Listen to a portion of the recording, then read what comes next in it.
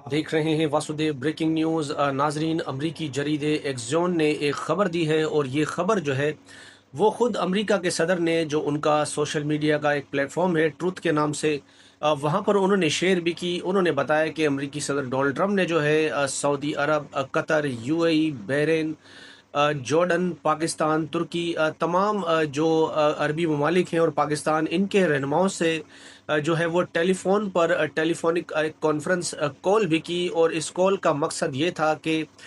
تمام رہنماؤں سے جو ایران کے ساتھ جنگ کا خاتمہ امریکہ چاہتا ہے اس پر حمایت حاصل کی جائے، اور حمایت جو ہے وہ تمام کے تمام ممالک نے امریکہ کو دی۔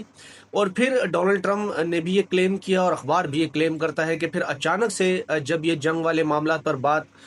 میں حمایت حاصل کی امریکی صدر نے، تو انہوں نے ایک دم سے تمام ممالکوں کو کہا کہ جیسے ہی ایران کے ساتھ جنگ فوری طور پر ختم ہو جائے گی تو تمام ممالک کو جو ہے وہ اسرائیل کو تسلیم کرنا پڑے گا، اور ابراہیم اکارڈ میں جو ہے وہ شامل ہونا پڑے گا۔ یہ یاد رکھیں کہ امریکہ کے صدر، جب ان کی پہلی ٹرم تھی اور یہ دوسری ٹرم ہے،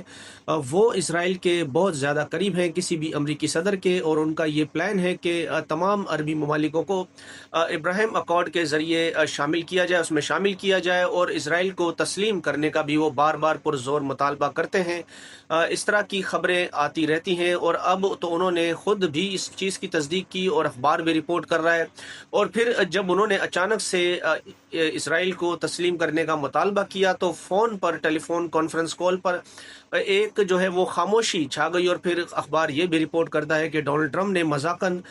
تمام فریقین سے پوچھا کہ کیا آپ لوگ لائن پر ہیں۔ انہوں نے کہا کہ جی،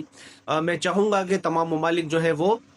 اسرائیل کو تسلیم کریں، ابراہیم اکارڈ میں شامل ہوں۔ اور پھر اس کے بعد جو ڈونلڈ ٹرمپ ہیں، ان کے جتنے بھی نمائندہ خصوصی ہوتے ہیں، الچیز ہوتے ہیں، ان کو انہوں نے فالو اپ پہ بھی لگا دیا، اور ڈونلڈ ٹرمپ نے یہ بھی کلیم کیا کہ جب آپ سب ابراہیم اکارڈ میں آ جائیں گے تو ایک دن آئے گا کہ ایران بھی جو ہے وہ ابراہیم اکارڈ کے ذریعے اس میں ابراہیم اکارڈ میں شامل ہوگا، اور اسرائیل کو وہ بھی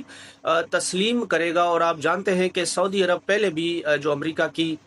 جو یہ ایک ان کی اپیل ہے، یا ان کی جو ایک ریکویسٹ ہے، وہ پہلے ہی وہ ریجیکٹ کر چکا ہے سعودی عرب۔ وہ کہتا ہے کہ جب تک اسرائیل جو ہے وہ فلسطین کو ایک آزاد ریاست تسلیم نہیں کرتا، ان کو راستہ نہیں دیتا،